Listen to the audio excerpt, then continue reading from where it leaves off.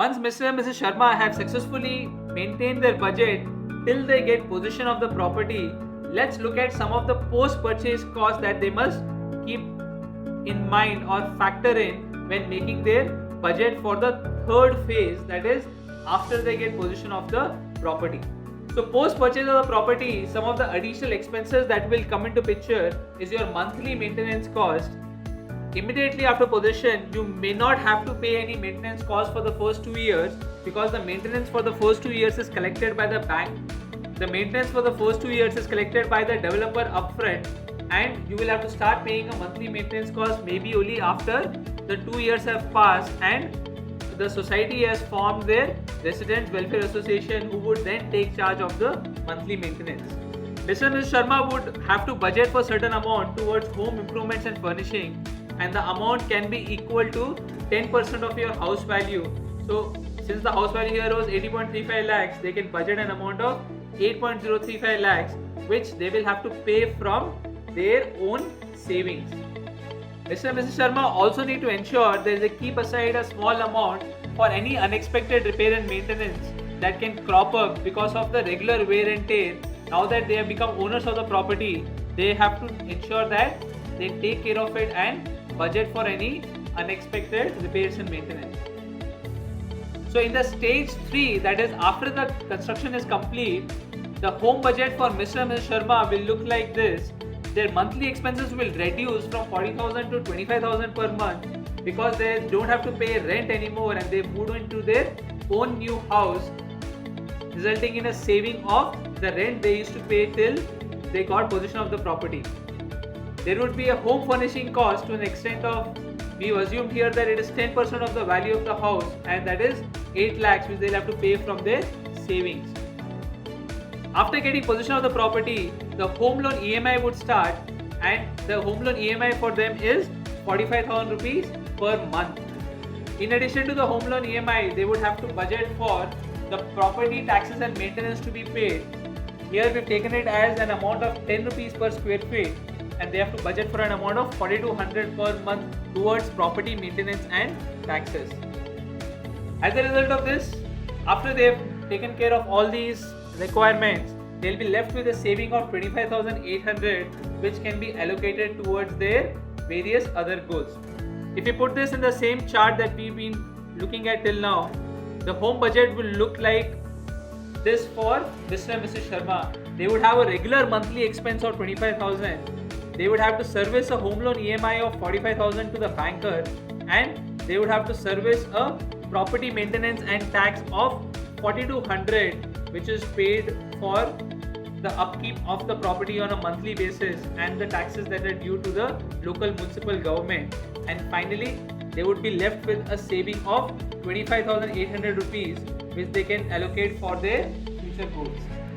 An important part of the budget that you must not forget is the emergency fund that we have discussed, that you must keep 3 to 6 times your monthly expenses in an emergency fund, which is invested and kept aside either in a fixed deposit or in a liquid mutual fund, so that in case you are not able to service your EMIs for some reason, you are in the middle of jobs or there is an issue with your employer and you have been asked to look for a new job, you have that 3 to 6 months of emergency fund which will take care of your monthly expenses as well as take care of servicing your EMIs, and you do not land up defaulting on your EMIs. It is important that you keep this amount and use it only for emergencies, and don't land up using this money for decorating your house or furnishing your house, so that an emergency fund is kept purely for use only if an emergency arises. Now that you've taken care of the financial commitments that you have towards being a proud homeowner, you must also look at the various social commitments that you will have once you move to your new house. It is always a fantastic thing to get to know your neighbors, get to know your society members, because these are the people with whom you will be spending a large part of your future life. A very good way to know your neighbors and your other society members is to participate in cultural events, and even better than just participating is to actually be a part of the organizing committee who would organize these events, because this is when you get to know the other members you are living with and get to know them better and actually move towards a When you become a part of the committee which organizes these events, it helps you interact and mingle with the other members of the society and get to know them better. And if you are someone who has a certain time at his or her disposal, it will not be a bad idea to actually become a part of a society committee so that you can contribute towards the maintenance and welfare of the society. Once you've moved into the society, there are a number of things that you must be aware of once the building society is formally formed. Generally, after a position is handed over to the members, it is not uncommon for a year or two to pass before the society gets formally formed. Until then, the maintenance of the society is handled by the developer. Once the society is formally formed, it is a good idea to be an active member in the society and participate in the various events that are conducted in the society. You must ensure that as the owner of the house, your name is mentioned in the registrar of members of the society. What you should note here is only the owner's name goes into the registrar and not the name of the tenants. It is your responsibility as the owner of the house to attend the annual general meetings of the society so that you are appraised of what is happening in the society and you participate in the various decisions being taken for the maintenance and welfare of the society. After the society is formally formed, ensure that the share certificate has been allocated to you and you are in possession of the physical share certificate which confirms your membership in the society. Also, it is extremely important that you get hold of the nomination papers from your society's office and you fill out the nomination for your house property, that if something were to happen to you, who would be the nominee and who would be the subsequent owner of the property. This should be updated with the society's records so that it ensures that the transfer of the property to your nominee is seamless and without any issues in the future.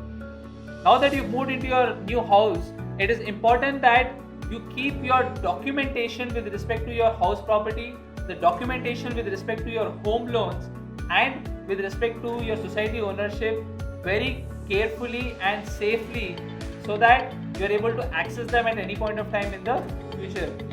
The documents must be stored properly, and storing your documents in a bank locker is not a bad idea. And before you actually go ahead and physically store the documents in a safe place, you should digitize all those documents so that you have access to records at any point of time with just a click so that your documents are available on your computer system.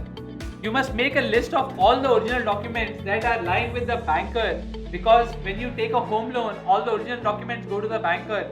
You should have a list of those documents so that when the home loan closes, you are able to ask the banker to return all those documents to you. And when you move into the property, ensure that the electricity connection or the water meter is transferred from the name of the developer to your name, because tomorrow that is going to act as an address proof at a number of places for you as a homeowner. Ensure that you make a will so that if something were to happen to you, the will clearly state who becomes the owner of the home property that you just purchased. Given the legal issues that surround a immovable property, it is important that you write a will so that your dependents do not suffer for the lack of existence of a will. Update all your records, whether your banking records, your records of the various financial instruments that you purchased, or any statutory place where you've given your address.